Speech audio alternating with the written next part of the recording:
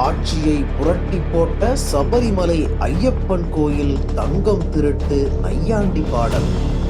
கேரள உள்ளாட்சி தேர்தலில் Marxist communist கட்சியை மண்ணை கவ்வ வைத்த பாடல்.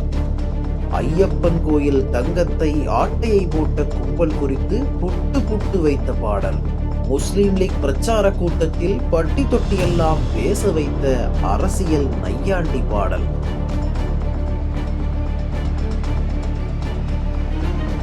கேரளாவில் அண்மையில் நடந்த உள்ளாட்சி தேர்தலில் காங்கிரஸ் கூட்டணி பெரும் வெற்றி பெற்றது. ஆளும் மார்க்சிஸ்ட் கம்யூனிஸ்ட் கட்சி படுதோல்வியை சந்தித்தது. இந்த கூட்டணி 45 ஆண்டுகளாக கோலோச்சிய திருவனந்தபுரம் மாநகராட்சியை பாஜக கைப்பற்றிவிட்டது. காங்கிரசின் அபார வெற்றிக்கு பின்னால் பல காரணங்கள் இருந்தாலும் முக்கியமாக அமைந்தது தேர்தல் பிரச்சாரத்தின் போது அக்கட்சியினர் பயன்படுத்திய பிரச்சார பாடல்தான். அந்த பாடல் உருவான பின்னணி இதுதான். சபரிமலை ஐயப்பன் கோயில் கருவறையின் முன் உள்ள துவார பாலகர் சிலையில் இருந்த தங்க தகடுகள் 2019 பராமரிப்பு பணிக்காக அகற்றப்பட்டன. தங்க முலாம் பூசிய பின் மீண்டும் தகடுகள் அணிவிக்கப்பட்ட போது 4 கிலோ அளவுக்கு தங்கம் திருடப்பட்டிருந்தது அம்பலமானது. இதில் பெங்களூரை சேர்ந்த உன்னிகிருஷ்ணன் போற்றி, தேவசம் போர்டு முன்னாள் தலைவர் வாசு, திருவிதாங்கூர் தேவசம் போர்டு முன்னாள் தலைவரும் மார்க்சிஸ்ட் கம்யூனிஸ்ட் கட்சி நிர்வாகியுமான பத்மகுமார் உள்ளிட்ட பலர் கைது செய்யப்பட்டனர். பினராயி விஜயன் தலைமையிலான மார்க்சிஸ்ட் ஆட்சி காலத்தில்தான் இந்த ஒட்டுமொத்த கொள்ளையும் நடந்தது. மேலும் சில மார்க்சிஸ்ட் பிரமுகர்களுக்கும் இதில் தொடர்பு உள்ளது என விசாரணை நடந்து வருகிறது.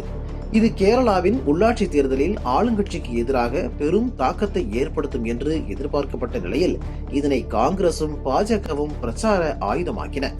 இந்த பிரச்சனையை மையமாக வைத்து காங்கிரஸ் சார்பில் பள்ளிக்கட்டு சபரிமலைக்கு என்ற பிரபல தமிழ் பக்தி பாடல் மெட்டில் ஒரு நையாண்டி பாடல் உருவாக்கப்பட்டது.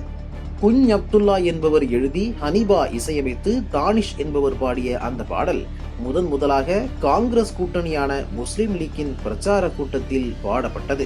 போற்றியே கேற்றியே ஸ்வர்ணம் செம்பாய் மாற்றியே ஸ்வர்ணபாளிகள் மாற்றியே சாஸ்தாவின் தனம் ஊற்றியே ஸ்வர்ணம் காட்டவர் ஆரப்பா சகாக்களானே ஐயப்பா ஆச்சாரங்களே லங்கிக்கனாய் அம்மினிமாரே மலகேற்றி என்று சொல்கிறது இந்த மலையாள பாடல். போற்றி என்பவரை சபரிமலையில் ஏற்றி அங்கிருந்த தங்கத்தை பித்தளையாய் மாற்றிவிட்டார்கள்.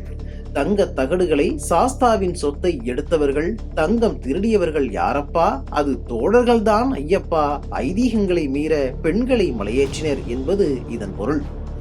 நம்மூரில் தோழர்கள் என்பது போல கம்யூனிஸ்டுகளை கேரளாவில் சகாக்கள் என்பார்கள். ஐயப்பனுக்கு சொந்தமான தங்கத்தை கொள்ளையடித்த தோழர்களை குற்றஞ்சாட்டி ஐயப்ப பக்தர்கள் பாடும் மெட்டில், அதுவும் கார்த்திகை மாதத்தில் பாடப்பட்ட இந்த பாடல் சமூக ஊடகங்களில் வைரலானது.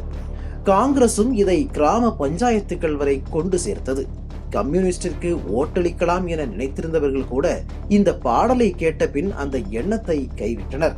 மாறாக காங்கிரசிற்கும் பாஜகவிற்கும் ஓட்டளித்தனர்.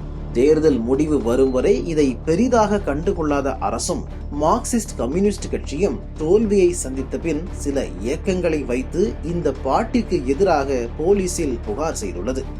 அதில் ஐயப்பனை இழிவுபடுத்தியதாக குற்றஞ்சாட்டியுள்ளது. நேற்று முன்தினம் டில்லி பார்லிமெண்டிற்கு வெளியே கேரளாவின் காங்கிரஸ் எம்பிக்கள் சேர்ந்து இந்த பாடலை கோரஸாக பாடி கேரள உள்ளாட்சி தேர்தல் வெற்றியை கொண்டாடினர். கூடவே சபரிமலை தங்க கொள்ளை தொடர்பாக சிபிஐ விசாரணை நடத்த வேண்டும் என்றும் வலியுறுத்தினர்.